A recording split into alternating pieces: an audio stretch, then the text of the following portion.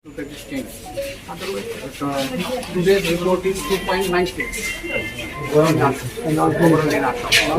Yesterday and day before yesterday it was above 3.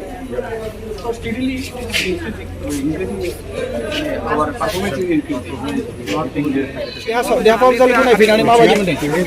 आं एसे गाज्रि मोनदों माबा जोंना सरकार जानानै लोगो लोगो गोदान सरकार जानानै लोगो लोगो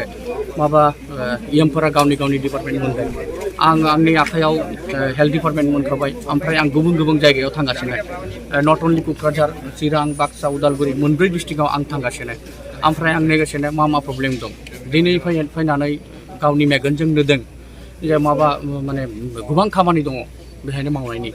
ओमफ्राय बे मेल वार्ड फिमेल वार्ड लोगोसे माबा डक्टर चेम्बार बेबायदि खामानिखौ माने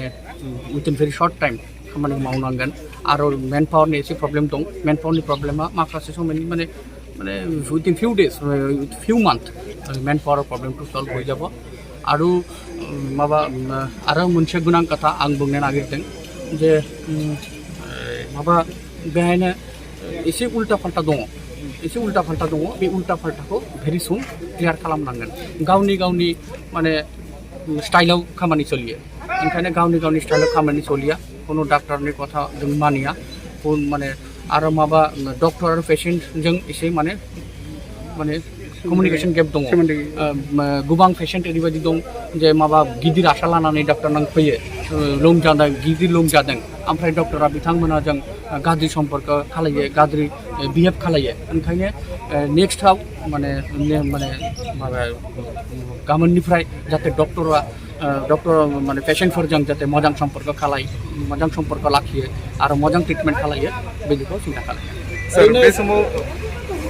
साब सेन्टारफोराव जे मेडिसिनफोर थाया बिनि खारना मा सार जे गामि जे साब सेन्टारफोर दङ नाथाय बेफोरो खुनु इमप्लिमेन्टेसन जायाखै मेडिसिन मोनसेबो मोननो थाङा बेफोरनि खारना ओरैबायदि गोबां साब सेन्टार दं बिटिनि गेजेराव गोबां साब सेन्टार दं ओमफ्राय डिसपेन्सारि दङ खिन्थु साब सेन्टार बादि नङा गामियाव जों थाङोबा साब सेन्टार मोनो खिन्थु साब सेन्टाराव कुनु रावबो गैया डक्टरबो गैया नार्सबो गैया ओरैनो बिल्डिं दङ मा जादों मानोना कन्ट्रेक्टरफोरा गावनि स्टाइलाव साब सेन्टार बेहायनो साब सेन्टार नांगौ इस्टिमेट सेंसन खालामबाय जाबाय खिन्थु डक्टर थागोन ना थाया गाबोन थागोन ना थाया बिदिखौ खिन्थु जों सिन्था खालाया ओंखायनो जेसेबां साब सेन्टार दङ डक्टर गैया नार्स गैया ओमफ्राय मुलि गैया बेबायदि साब सेन्टारावबो जों सिन्था खालायगासिनो दङ आं नोंथांमोननि खाथियाव दा बुंगासिनो रायजोफोर जेबो सिन्था खालामनाङा आं माने गावनि एकदम साइस्थ' आरो गावनि सेबा साननानै आं ओंखारबाय आरो नोंसोर नायबाय था आं 1 बोसोरनि गेजेराव आं हेल्थ डिपार्टमेन्टनो मा खालामा नोंथांमोना 1 बोसोरनि उनाव नायनो हागोन थेंक इउ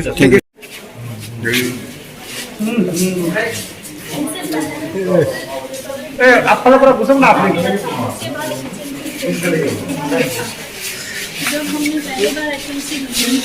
थी, लॉट ऑफ सजेशंस थे।